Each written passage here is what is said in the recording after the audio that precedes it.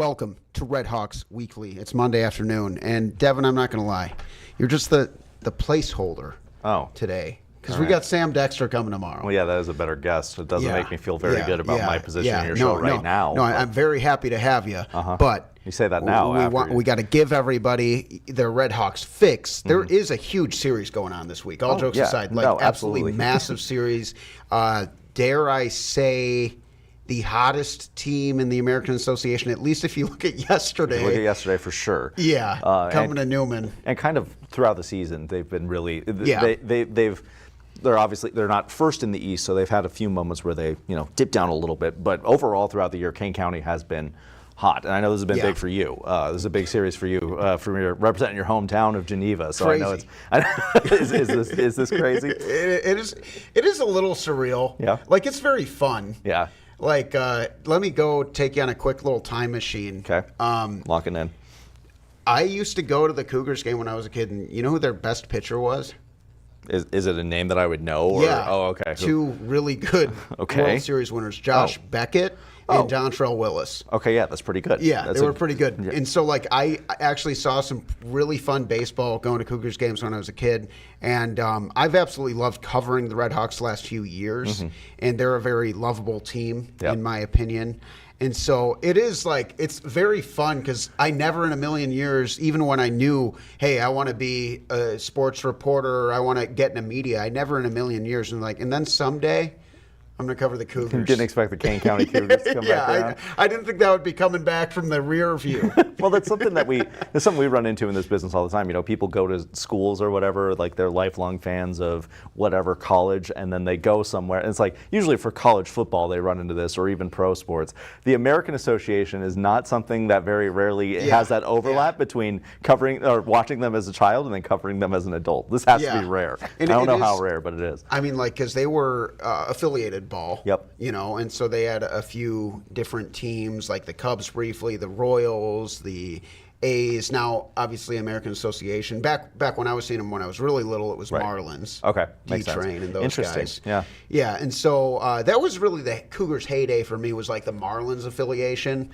But you fast forward to now, and these are two teams just outside of first place. Yeah. There's a lot to play for, and I know that, like, technically we're past the halfway point. Technically. But it's essentially the halfway point in that we're right ahead of the All-Star break, and Cougars coming in a game out in the East. Yep. And RedHawks game and a half out in the West. Exactly, and the RedHawks also getting kind of back into what we saw from them at the early parts of the year. They had kind of a rough stretch right before their series against Sioux City at home. Returning home, though, they won 3 out of 4 there. The only one they lost was with a state representative pitching on the mound, which unreal. It just makes sense. I love the American Association so much. But J.D. Schulten winning that one on the mound, a member of the Iowa House of Representatives, called in as an emergency pitcher for Sioux City, and he now has 2 wins under his belt. There will be a Disney Plus movie on that. No, the people say that's too unbelievable. You can't make a movie about that. And then that's fair too. And then they're still going to do it. The RedHawks, then they hit the road against Milwaukee. Always a fun series there. Like that one.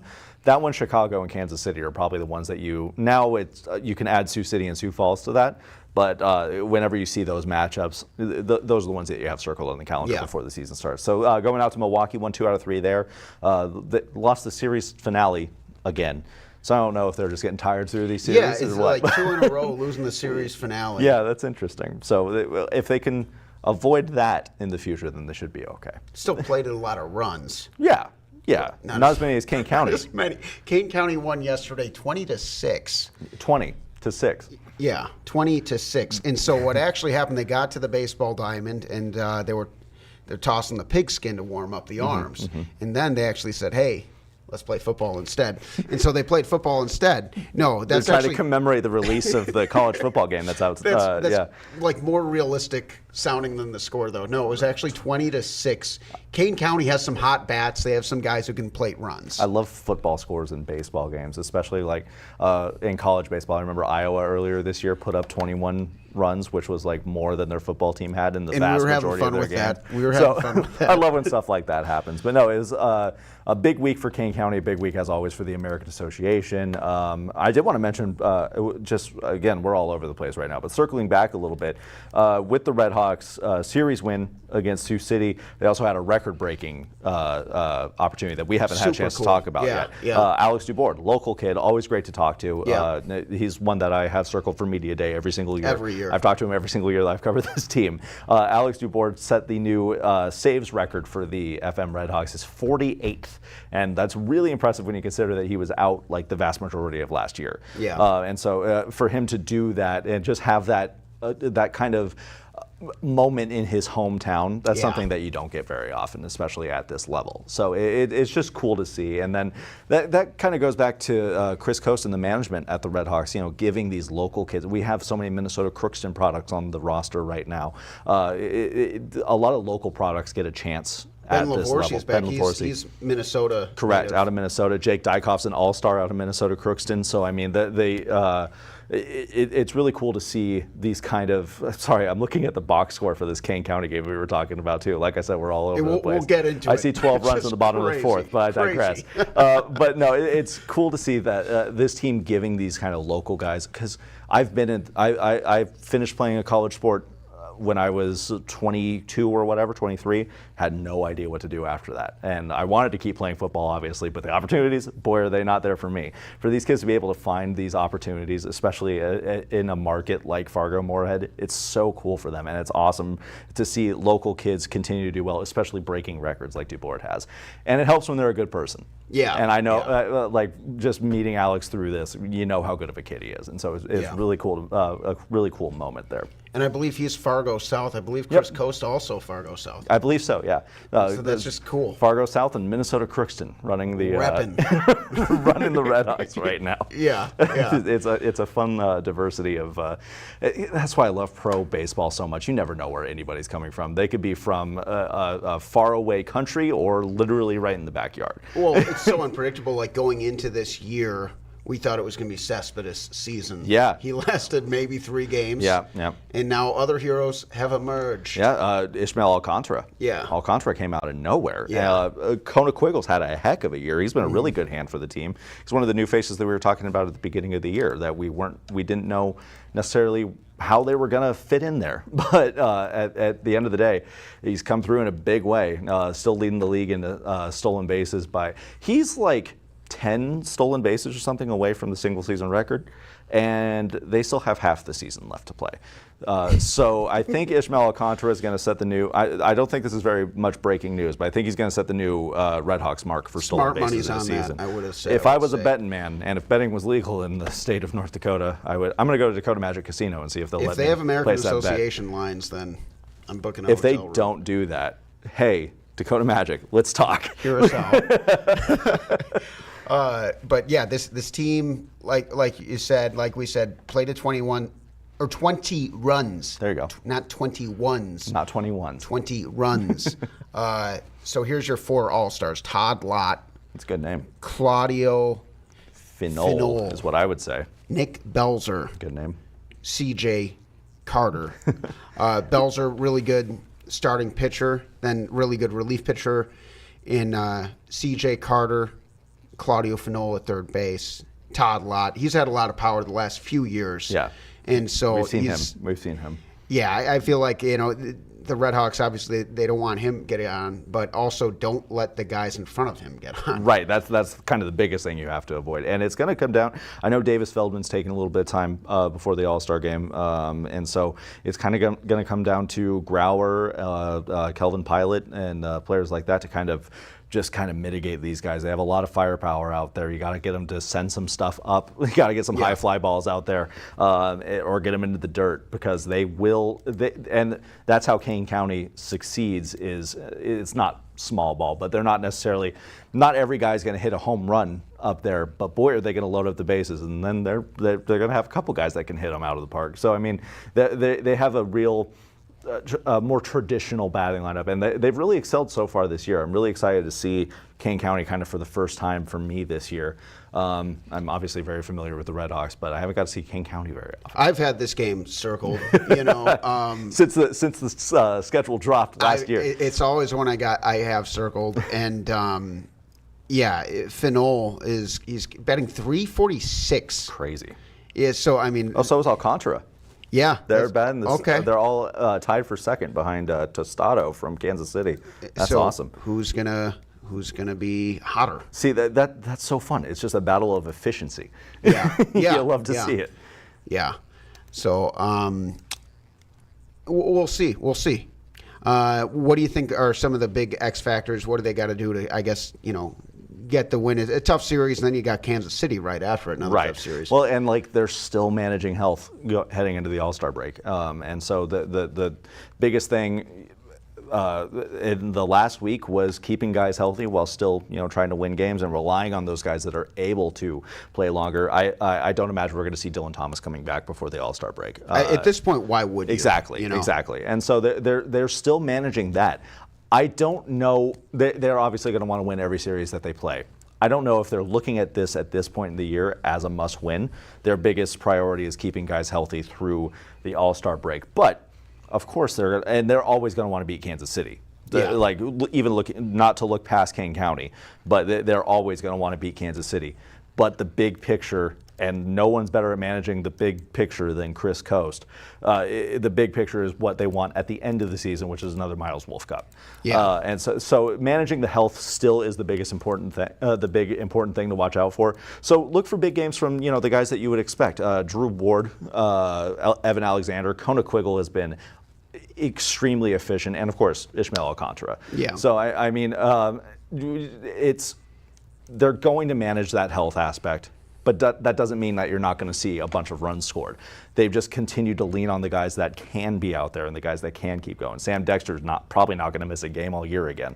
And then the pitching as well. I feel like the pitching is the there. biggest X factor for me. Oh, absolutely. Yeah. No, and I don't blame you for that at all, especially when we just saw a team put up 20 runs. Yeah. And so the Red Hawk pitching is going to be huge. I'm curious. I think they posted their lineup for today. If we can go to the RedHawks. Yeah, go ahead and pull that up. We're going to see if they posted their lineup for the day. It doesn't look like they have. But another thing. Let's pull something else up. Oh, okay. As long as we're getting the talking points here. So this is just over the last 7 days. Okay. Oh, is this Kane County? This is Kane County's batting averages. Yeah. Over the past 7 days. They're just about crazy more efficient. than half the teams, you're towards the bottom of the screen here. If you see the mouse here, 278 is towards the bottom. Yep, and that's an all-star. That's an all-star. Like the efficiency that they're getting from everybody in their lineup is crazy. 48 runs. Not in 7 days. In not 7 bad. days. And speaking of 7 days, just real quick before we finish up here, the RedHawks are in quite a bit of a stretch right now. They've played 10 games in a row without a break, and then including today, they still have 7 more until the All-Star break. So they're working hard for that All-Star break, you know what I mean? And that's where the managing health comes in, because that's another thing you got to think about is the consecutive number of games that they've played in a row. It'll wear you down. That was always the biggest detractor for baseball for me, because I'm more of a 1 game a week type of guy. And I couldn't imagine playing that many games in a row at the high level that they do. So, yeah. I mean, that's another factor to watch out for. Will there be any rust? We'll see. What are they going to do to mitigate that as we get close to the All-Star break? That break is going to be glorious for so many members of the roster. Yeah. But, they have to grind through this in order to get to it. So I'm curious to see what happens tonight and for the next couple days as well. But no, it's a battle between 2 of the top dogs in each of their respective divisions, and you'll love to see it. And so here is a look at the standings. This is coming into tonight's game. So Kane County, a lot to play for, just 1 game out. Winners 6 of their last 10. RedHawks 1.5 game out. Winners of 7 of their last 10. I mean, these are teams with almost identical records, identical situations, and just nipping at the heels of first place and interchangeably in first and second all year. Yep. Devin, I feel like it's not that hot of a take to say that this could wind up being the championship series. It absolutely could. But however, look how you don't have to pull it up again. But how good the league is right now. Yeah. With how many? 1, 2, 3, 4, 5, 6, 7 teams with 30 or more wins. That is, it's an incredibly tough league to win in this year. And even Lincoln at the bottom of the league right now with 20 wins. That's still, we've covered this league in a couple of years where that team will have a single digit at that point in the All-Star break. Yeah. So I mean, it's a really tough league, and so I would not hazard a guess as to who's going to be in the Wolf Cup finals right now. It could absolutely be Kane County and Fargo-Moorhead. It could also be Cleburne. It could also be Milwaukee. The sleeping giant that is Kansas City. Yeah, they're just hanging out down there waiting, watching menacingly. Yeah. And so, Winnipeg also with their insane pitching staff, like they're also dangerous as well. So this could be a Wolf Cup preview. Yeah. However, with how just absolutely tight the league is right now, I wouldn't hazard a guess right now. Yeah, honestly, it's going to be fun. I just want to throw in one last thing, is the RedHawks wrap up their season down in Geneva, Illinois. Oh, okay. Also circled on my calendar. But that's going to be, I feel like inevitably there's going to be, I guess my prediction isn't going to say, oh, they're going to meet in the Wolf Cup. But I bet that series going into that first weekend of September, it's going to have implications. Oh, for sure. It's going to be who is getting those, because you get to pick your opponent, of course. Right. In the playoffs, if you get that top seed, both these teams are going to be in a close situation. Just when you look at the standings, how close things are, and it doesn't have to be the end of the season for those important battles. As far as important battles go, RedHawks got two of the most important in the league back to back. Yep. You got a very tough Cougars team that has arguably the hottest offense in the league. They lost that series to Cleburne. I want to say that. They lost that series, but they slammed the door on the way out. They made up for it with 20 runs, I think. That's kind of going to be the takeaway there. If there's like an aggregate score, we should see it. No, I'm just, but no, they should do that in the future. Decide who wins the series by aggregate scoring. That'd be kind of fun. A revolutionary thing to do. I'm available for more insight into how you should manage your league, Commissioner Josh Schaub, if you want to hire me. But no, and like you said, that regular season finale, that could absolutely decide the top seed in either the East or West. Yeah. Whoever wins that series could, because they're sitting one game for Kane County, 1.5 games for Fargo-Moorhead. I don't see that changing very much as the season goes on. So it's going to be tight coming down to the end here, and it all kind of starts here. This kind of feels like the start of a big stretch of games that we've been kind of waiting for, because baseball season's so long. You know what I mean? And when it starts that first half of the year, every game, of course, is awesome. Well, a lot of people say about the NBA, right? They'll be like, "Oh, it doesn't start till Christmas." Right. Yeah. Exactly. It's kind of like that. That's how I'm feeling about it anyway. Like we're getting into the heart of the season. It's been super exciting, and now you have a heavyweight showdown at Newman Outdoor Field in just 2 hours and 3 minutes. And we'll have highlights tonight on Valley News Live at 10. That's right. Or you can watch it on 365 Live if you're not going to go over there. I'll be going. Oh, okay. I know you will. Are you going to the one in Geneva? I'm trying. Okay. We're going to see. Send me highlights. Thank you. We'll see what I can do. You guys just watched a live business decision. We're always stay tuned to Valley News Now for more. All right. Thank you so much for watching RedHawks Weekly. Again, come back tomorrow. We're talking with Sam Dexter. Always a pleasure talking to the captain. Always a pleasure talking to you, my captain. I'm like the captain of Valley News Live. The captain of Valley News Sports, for sure. Definitely sports. I have that market cornered. All right. Have a good one. Enjoy the game, folks.